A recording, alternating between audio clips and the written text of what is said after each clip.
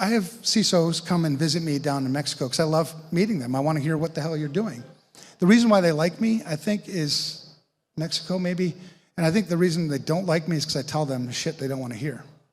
Again, there's the glitch, right? I think a lot of, and what I want you to walk away from in this is to feel empowered to speak the damn truth. Because the fact of the matter is, 30 years ago, 25 years ago, I could give you the same exact talk I'm giving today. Nothing's changed. If anything, things have gotten worse.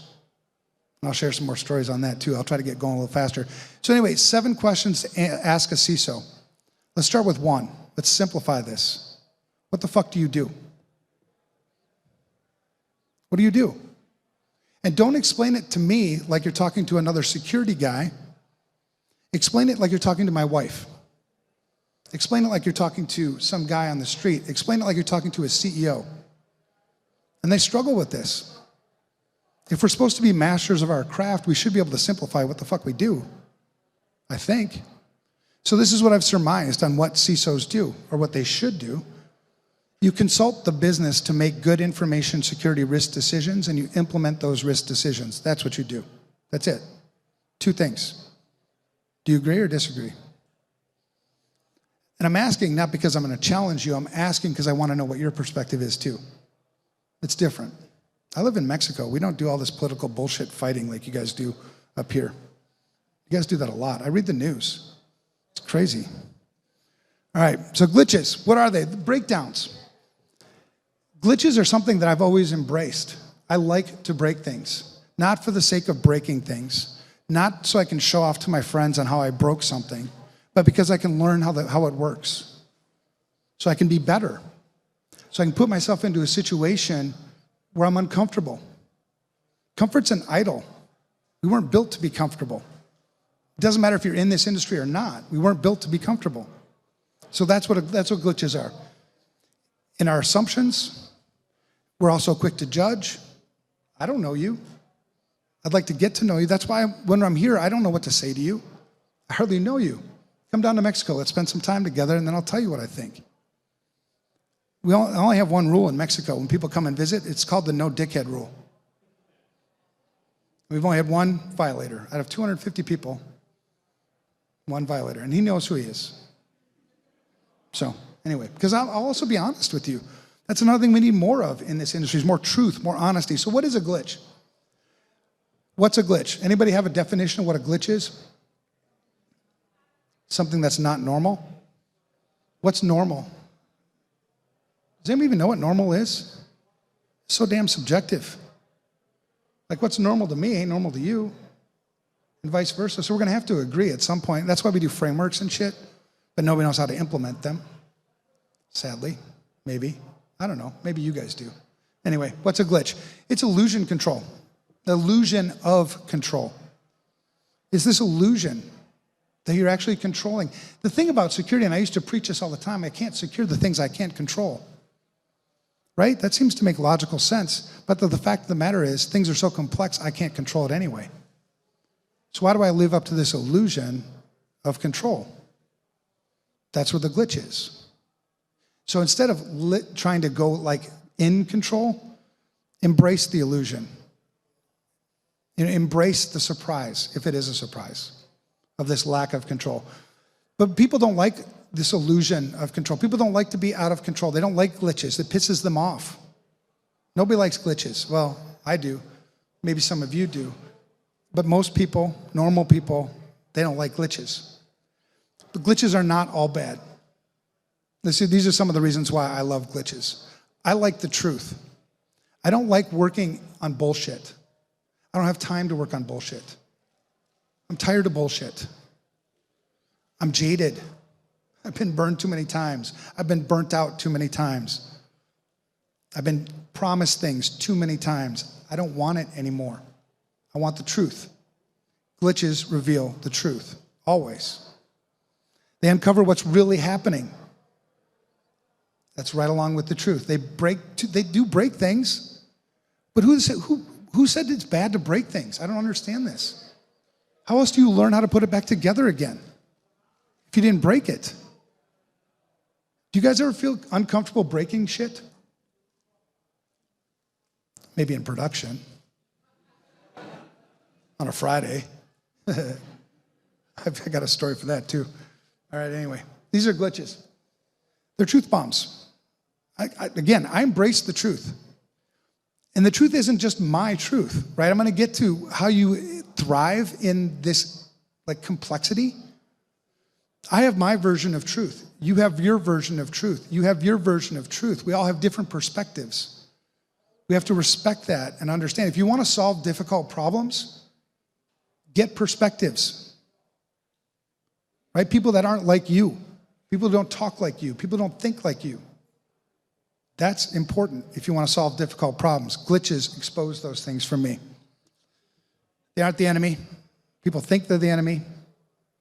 I'm usually my worst enemy, honestly. I'm pretty bad at fucking shit up for myself, basically. I have a wife, though, who's really good. She makes more money than I do. She makes all my money, basically. All right, so tactical wisdom. If your IR plan assumes people won't panic, it's trash. Do you understand that? So you might have this incident response plan. It's like all awesome. It covers all the bases. Man, I took this template. I filled it in. We're great. If you didn't assume that people are going to panic, it's bullshit. People will panic. And if you know what people do when they panic, they don't read. They're not reading your plan. They recognize things like colors. That's why we put lots of colors in your plan, right? They understand colors. They understand red, green, orange, maybe, right? If your architecture relies on everything going right, it's fragile. Some people have convinced themselves that this is actually possible. It's not. If your culture punishes truth, you're breeding failure. That's tactical wisdom. Take that all to the bank. Now, wisdom. Do you know how you get wisdom? I'm sorry, what? Were you the guy that called me sexy earlier? Okay, so I'm putting what you said into perspective. If you were the guy that said that, then I would have said, yes, that's exactly what it is. But being that you didn't say it, I don't like your answer.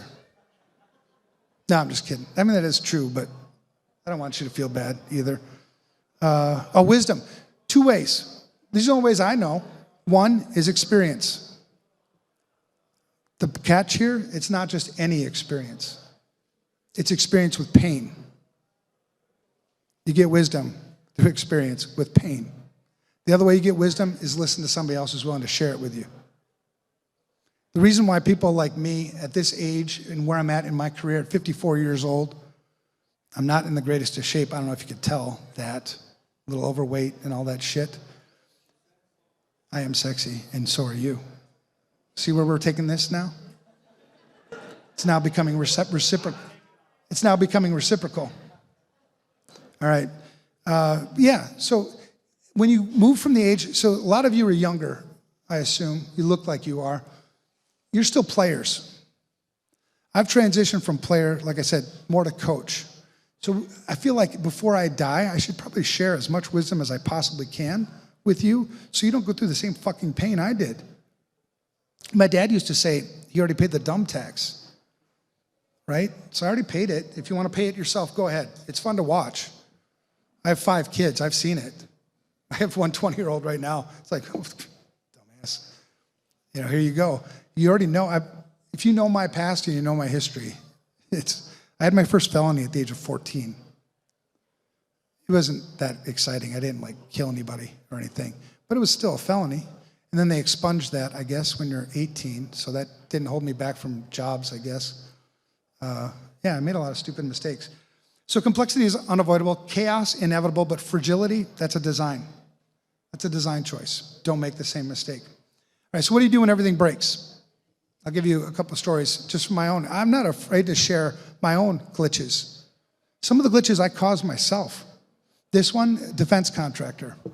This is back in the mid-90s when RAID just became a thing. We didn't have redundant array of inexpensive disks back then. It was new. It was all hardware controlled. It was really complex, and there was no fucking manual. There was no Google. I couldn't Google this shit. So this defense contractor calls and says, one of our drives is blinking red. oh shit, all right. Let's figure out what that is, I guess. So I go there, like, yeah, it's definitely blinking red. What do I do? So I call the manufacturer. I'm like, shit, what do I do? They're like, oh yeah, that means the drive's bad. You need a new drive. I'm like, all right, well, let's get a new drive. So they get me a new drive. The drive comes. I'm like, all right, what do I do now? So I call them. What do I do now? Well, you have to take the server down, pull the drive out, put the new one in, and boot it up again. Like, all right, so I did that. Boots up to a screen I've never seen before. Now you guys are all, you might think I'm like, dipshit. Right? It's the controller's BIOS. I didn't know that. I didn't know there was a controller BIOS. I knew there was a machine BIOS. And it gives me a whole bunch of menu options. And I'm like, which menu option do I choose? One of them was initialize. That seemed legit. That made sense. Let's do it. Fuck. Right? That's a glitch. That's bad. You know what that is? That's my favorite firewall in the whole damn world. There's never been a firewall better. That's a PIX 520. I love my PIX 520. I had PIX 520 in an active passive failover. It was beautiful. I was working at Jazz Software. We made PaintShop Pro. Do you remember PaintShop Pro back in the day? It was super popular, man. We were one of the top 10 websites in the world at the time because digital photography was exploding. You didn't have it on your phones, but you had those Kodak, Fuji shit. And you either had Photoshop or PaintShop Pro. So we had tons of shit going on, right? So it's like a Thursday. I don't know. It seemed like a Thursday. And there was a critical severity vulnerability that had come out for the PIX firewall. I was like, oh shit, all right. We're an active passive. I can patch that shit, right? So I patched it during production, middle of the fucking day. The bad thing is the image that I was writing to my PIX 520 was larger than the memory in the PIX 520. So I did a partial write, bricked it. The shitty thing is, oh, it'll just fail over. No, it fucked up my heartbeat too. It didn't, everything bricked. And it took me 3 hours to get that shit back up again because I had to hook up with a serial cable and upload a new image. That's another glitch. Don't do that. My Doom. You remember My Doom? Any of you around in 2004? Some of you weren't even born in 2004. Shit. All right, this one was bad. I was still working at PaintShop Pro back in 2004. Every single Dell computer at that time went out with an image of our software on it, PaintShop Pro. If you know how My Doom propagated, what it would do is once it infected is it would scan your hard drive for any text files looking for somewhere to email itself. We had within our install an HTML file that had support@jask.com. So from like a normal day, maybe 5,000 emails a day to 5 million emails an hour. Holy shit. I didn't even, what am I gonna do with this, right? We had a DS3 at the time, which was, pretty sweet for back in 2004, but it ain't gonna cover that, right? There's a long story behind that, but I'm not gonna go too much deeper. Target. Any guys remember the Target breach? This was 2013. So Target, there were lots of lawsuits that happened after breaches like this. It was announced publicly on my birthday. I was out having dinner with my family, and I got a call from Channel 11. Like, who the fuck, what the hell? Like, hey, Target breach, blah, blah, blah. I'm like, Target breach, what? So, can you come talk to us? I'm like, sure. So I'm like trying to figure out what the hell happened on my way to the studio to talk about it. Well, long story short, many of the lawsuits that are filed, there's one lawsuit that's common in these. It's called a derivative action. Do you know what a derivative action is? No lawyers here? Would you admit it if you were a lawyer? Fucking lawyers. Just kidding. No, I'm not kidding. Fucking lawyers. So one of the suits, shareholders file suit against the board of directors, right? That's a derivative action. And when that happens, it's like Target suing Target. So what the court does is appoints a third party, impartial third party, to investigate the charges and then advise the court on whether or not there's merit to the case to proceed. That's a derivative action. And my role in that was, I was on that special litigation committee, is what they call it. 14 fucking months with lawyers. I survived. That was a glitch. The Target breach, if you know how that breach happened, that whole damn thing was a glitch. Many glitches. Anyway, I could go deeper in that, but I want to go faster so we get time. Because there's like advice in all this stuff, trust me. All right, so we thought we had everything covered in all these things, but then the glitch comes and we find out we don't. Our checklists were bullshit. This is why I like glitches. All right, the glitch was a gift. It showed us what the real system was doing and what our problems were. Chaos scares most people. Are you one of those people? It's okay if you are, because incident response ain't for everybody. There's plenty of work to do in this industry that doesn't require incident response, that doesn't require chaos. So if you're like one of those people, it's like, I don't like chaos, that's cool. You still got a place here in this industry. But chaos, for the most part, scares people. And people fear glitches. They like the illusion of control. If you're a glitchy person like I am, you can see through all the bullshit, right, of this illusion. Complexity makes us feel stupid. You ever feel stupid? I feel stupid, but I'm also self-aware enough to know I am stupid, but I still provide value in certain places. Our systems punish uncertainty, and they reward fake confidence. This is why so many security programs are set up this way. This illusion, this theater, right? It's not to actually secure shit. It's to comfort executives. It's to comfort the public. It's sad, but that's what the truth. So complexity, how do we thrive in complexity? Complexity breeds glitches. The more complex things are, the more glitches you can expect. That's just logic. The average number of errors per 1,000 lines of code that find their way into your shit is probably around 8. 8 errors per 1,000 lines of code. How many lines of, I bought a new Ford truck. How many lines of code do you think run on my Ford truck? 250 million lines of code. Do the math. How many glitches are in that shit? I'm driving it, right? The more complex it is, the more glitches you're gonna get. Bruce Schneier, back in '92, I almost idolized this guy because he's really, really good. But he said back then, complexity is the worst enemy of security. And he was right.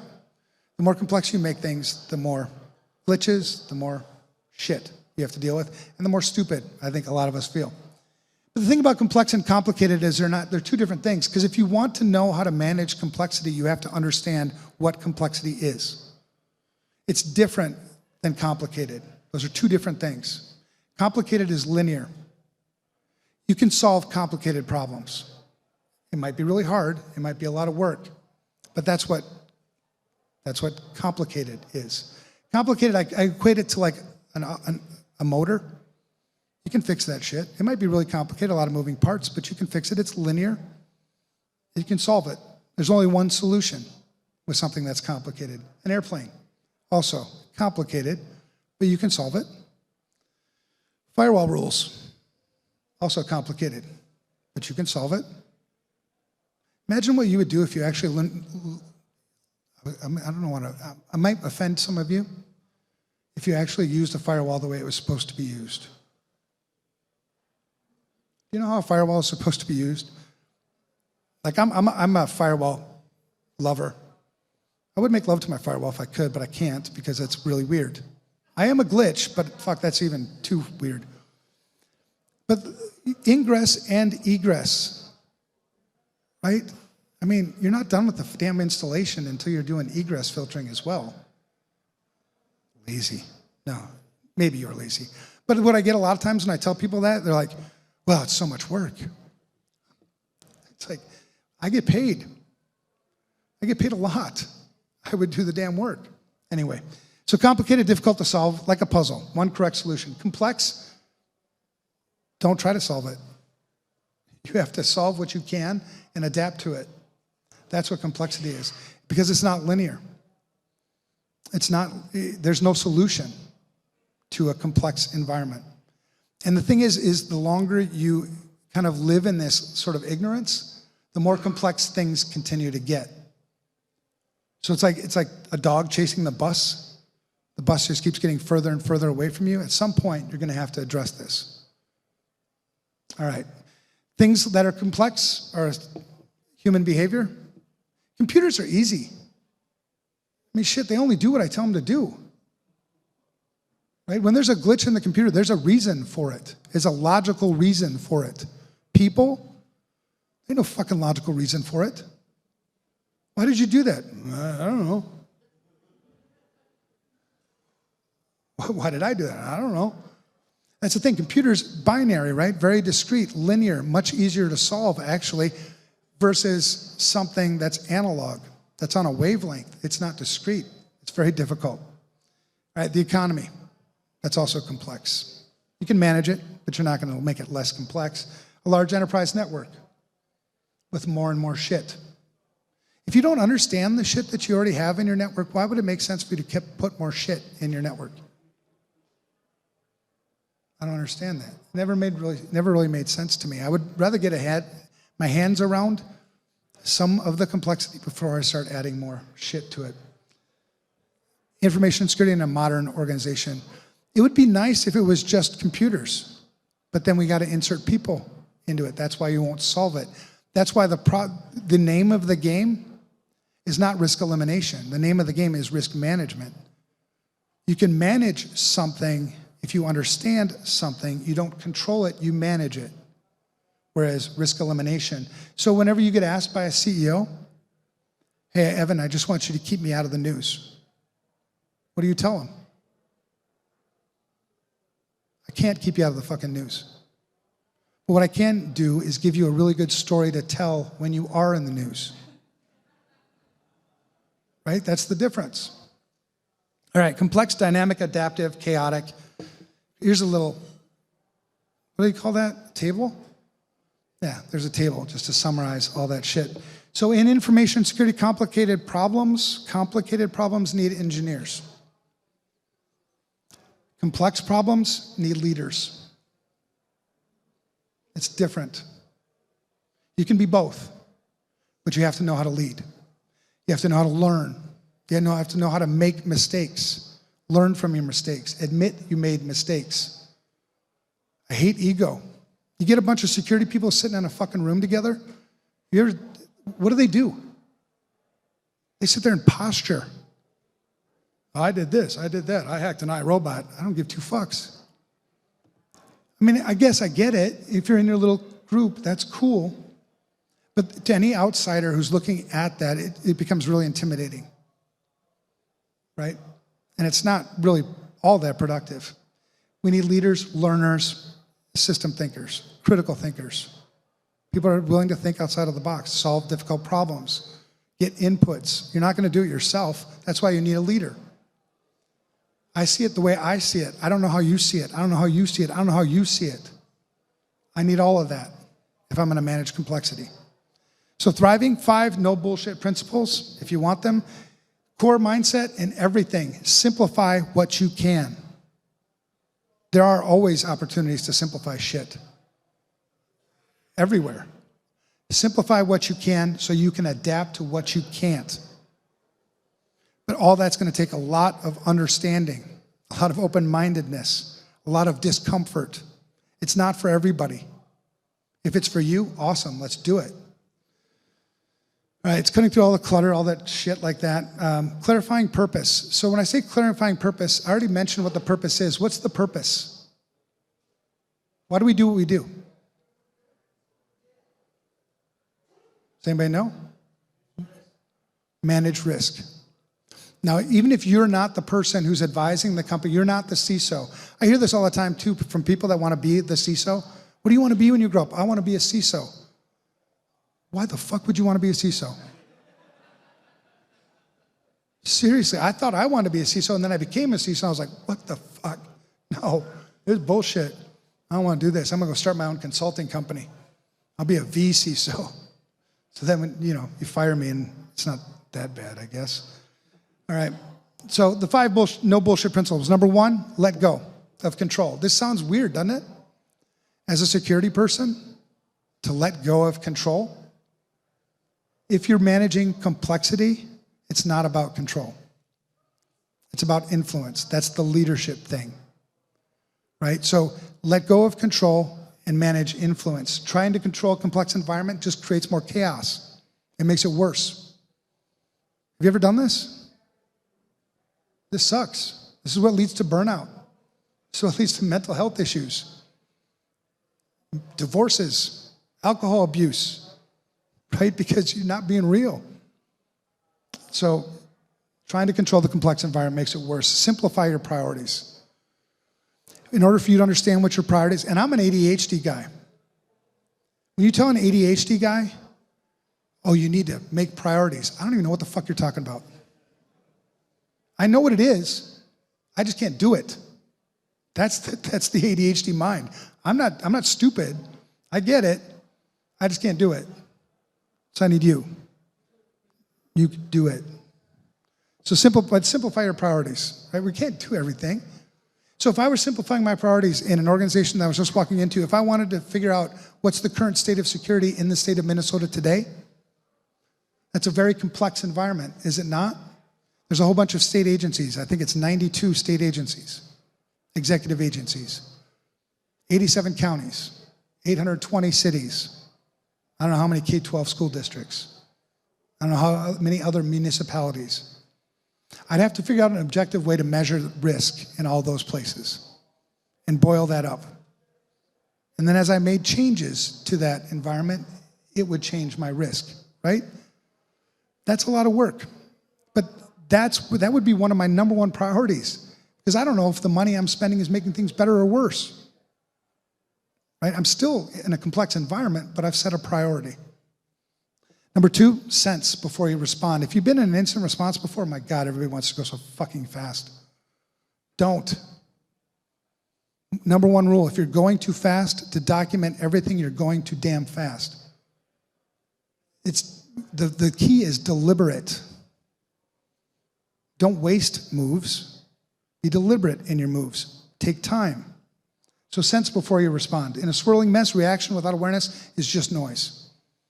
You're gonna have to wade through all that shit to get through the noise. Resist the urge to jump straight into action. The world's not gonna end. I don't think. AI, maybe. I don't know, it's doing crazy shit. People are doing crazy shit with it.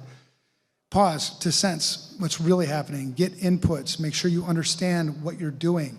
Get those multiple perspectives. I only see what I see. I need to know what's actually going on so I can make good decisions. Complexity punishes premature action. You want to get your ass kicked in an incident response? Just do something, right?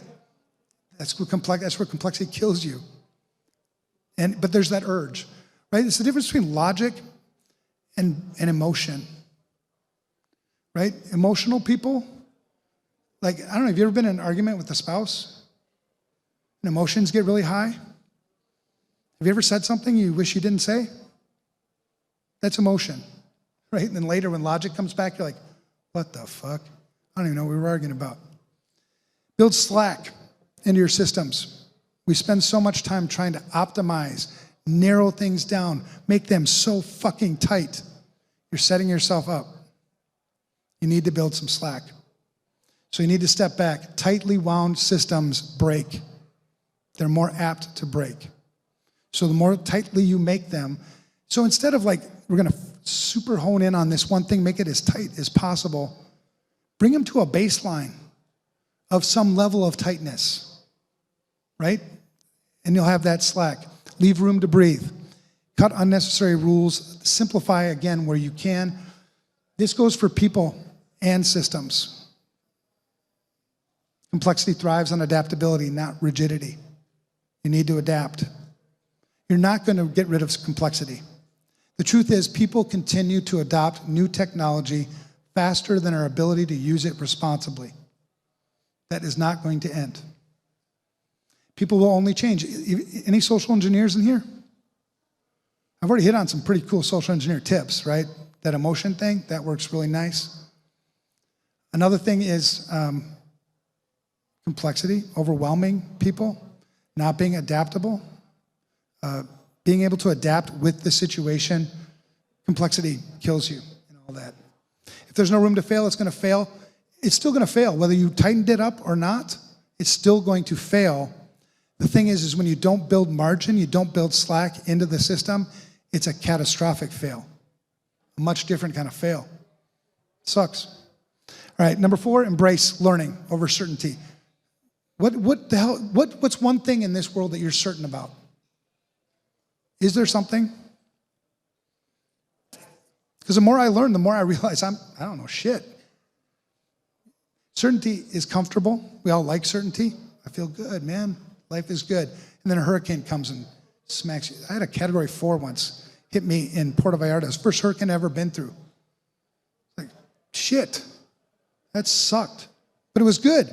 I look back now and I'm like, man, I've been through a category 4 hurricane. It's cool. I learned a lot. Simplify your mental models. Look for, I like simple. I'm actually not that damn smart. I like when if you could explain it in like 3 things, right? Whatever. Anyway, that's number 4. Complexity hates arrogance. If you're that guy, that girl, that person, you're setting yourself up. You know, I've been caught so many times with this because I think I know my shit. 35 years in this industry. I fucking know this. I make a ton of money. I'm smart. People come and ask me to do keynotes and shit. I don't know shit. Okay, I don't. I learn as I go. And I'm trying to keep up. So always learning, unlearning, adapting, challenge yourself. Hack your damn self. Right? Spend more time hacking yourself. Be curious. Be wrong. Get better. 5, strengthen human systems first. People are your frontline sensors. This is always going to be true. I know a lot of tech people. I've heard us say it before. Stupid users. They would just stop clicking on shit. You're not going to manage yourself well in a complex environment. You're also not going to be a good leader. You're going to stay in probably the spot that you're going to stay, hopefully. Because if you do get elevated to a leader, you're missing out on your biggest defense. They're also your biggest risk, but they're also my biggest defense. I've heard so many more things. Better than any IDS, IPS system, DLP, any of that shit has been people. They need to feel comfortable to tell me when something ain't working right. The computer's a little slower than it was before. I already told you that computers only do what the fuck I tell them to do. Why is it slower? There's a reason, right? So we have to use humans. Tech doesn't save you in chaos, people do. Always. I use tech for sure, but it's the people that make the difference in all of this. Prioritize. Prioritize trust, communications. Make it feel comfortable, right? Poke fun at myself. Don't be an asshole. If you really want to lead well, you only need 3 things. You catching this? 3 things. Trust, credibility, and likability. That's it. Build those with your team, you're golden. All right, chaos, strong human systems outperform fancy tools every single time. A bonus, if it feels too simple, it probably won't work. It is possible to oversimplify shit. I love simplicity. I'm a huge fan of simplicity, but if it seems too simple, it's probably not going to work. Complex problems require layers. We have to meet it where it's at. Same with people. Okay, about those glitches, number 1, expect them. I don't know if do any of you live in a world where there ain't no glitches? So you're on some drugs or something. That'd be sweet. Give me some of that. I live in Mexico. It's probably legal. Maybe. All right. Chaos engineering, all that stuff. Don't act surprised. That's why when you walk into an incident response, why would I act surprised? Was I not expecting this? Is there any environment ever that's not susceptible to a breach, to an incident? There isn't. It's going to happen. It's inevitable. Build slack into the systems. There's that one again. Normalize postmortems. I love postmortems.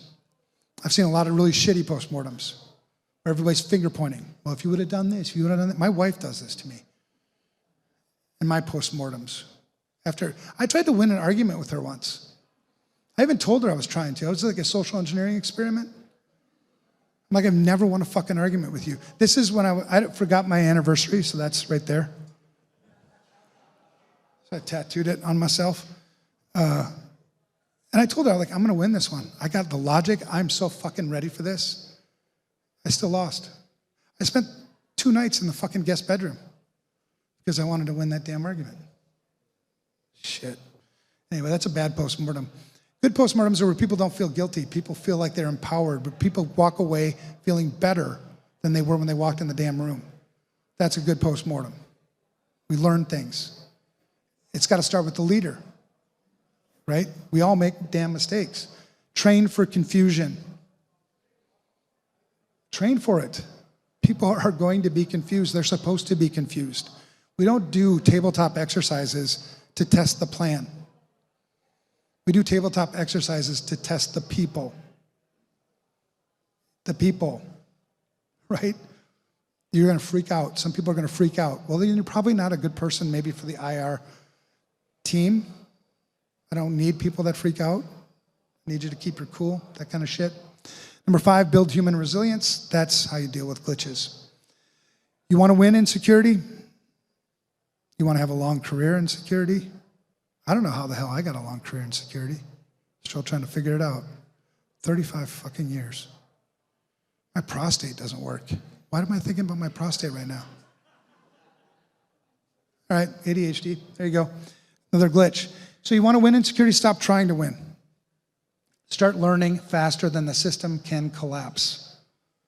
This isn't, unless your win is risk management, it's not, there's no other win. That's it. So me, I already told you this, I am a glitch, for sure. I've embraced my glitch I feel bad for the people that have to live with my glitches, because it's hard to deal with my glitches, but I am who I am. I'm transparent, I'm honest, I'm trustworthy, and I expect you guys to be the same thing. I expect you guys to be in a place where you're comfortable to be the same thing. I don't expect any single one of you to be like me. The fucking world would like implode or some shit. Like a black hole or something if we were the same, right? So we have to approach this and accept each other for the shit that we are and the shit we bring to the table. You don't fix chaos. You don't. You learn to breathe in it. I like chaos, but some of you don't have ADHD. I get that. I recognize that. I'm more comfortable maybe naturally, but still, it's a struggle. Chaos is chaos. The thing about ADHDers like me is I might be comfortable in the chaos, but it also makes me much more prone to burnout, depression, chemical abuse, and on, right? Because I'm out of balance. That's what happens. All right, and eventually you lead in it. So glitch happens, thrive anyway. I do appreciate you guys, and I'm glad that you're my brothers and sisters and others that are in this industry with me. I hope we can make a fucking difference, and I hope you learned something today, so thank you.